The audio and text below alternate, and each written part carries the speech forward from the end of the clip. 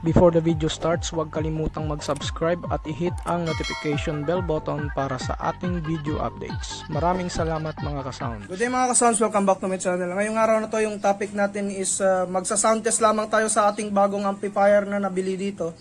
So bali niloadan natin ito ng 4 ohms load. Bali naka-load sa atin yung 450 watts, yung ating mid-high, yung KS, tapos yung ating sub naman is yung 800 watts.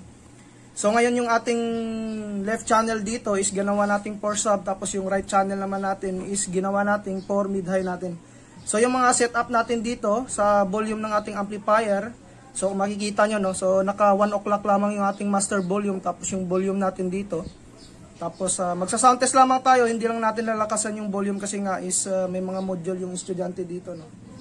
So mga ka-sounds, yung connection nyo naman sa likod is nakaganito lamang no. So sa sunod na lang natin yan i-demo.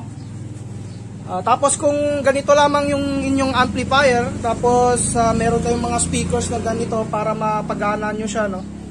So yung gawin nyo lamang is lagyan nyo ng crossover at saka mixer para mapagana nyo yung ganyang mga speakers. So okay na okay yung ganitong connection. So yung topic lang talaga natin dito ngayon is susubukan natin si Joson amplifier kung okay na okay siya i-connect sa 4 ohms load na mga speaker. So simulan na natin yung sound test natin. So ulitin ko, yung ating left channel is loaded ng 800 watts na sub, tapos yung right channel naman is loaded ng mid-high natin na 450B, yung KS450 na 450 watts. So simulan natin yung sound test. So mag sound test pa tayo ng isang music. Medyo mahina yung ating sound check sa una. So dagdag lang tayong konti, mga 1 minute lamang. So mag play tayo ng music.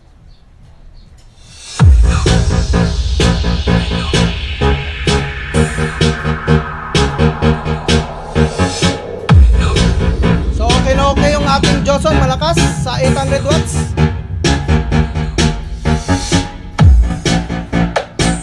For ohms load kada channel.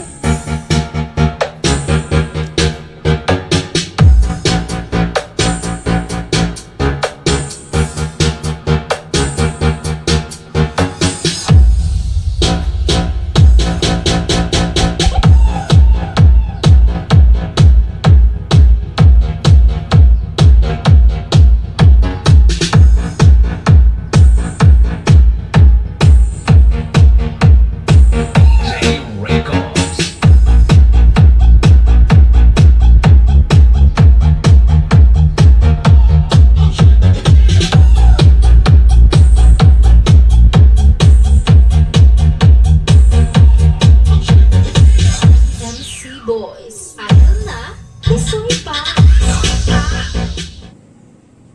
So mga ka-sounds, yun yung ating sound test sa ating dalawang 800 watts at saka 450 watts sa Joson amplifier natin.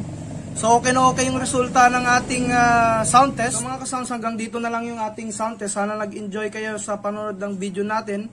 At sa mga susunod nating mga videos is itatry naman natin ito sa ating 1200 watts, yung Joson amplifier na ito, kung okay yung kanyang pag-deliver sa mga speakers na ito. So yung ating mga videos na gagawin is mga trial test lamang sa ating Joson amplifier, pero yung Joson amplifier na ito is for mid-high ko lamang ito no.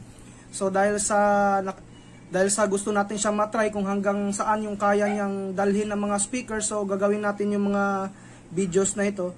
So sa mga bago nag-subscribe, huwag niyong kalimutan na i-hit yung notification bell button para sa mga video updates natin i-upload. Maraming salamat mga ka-sounds.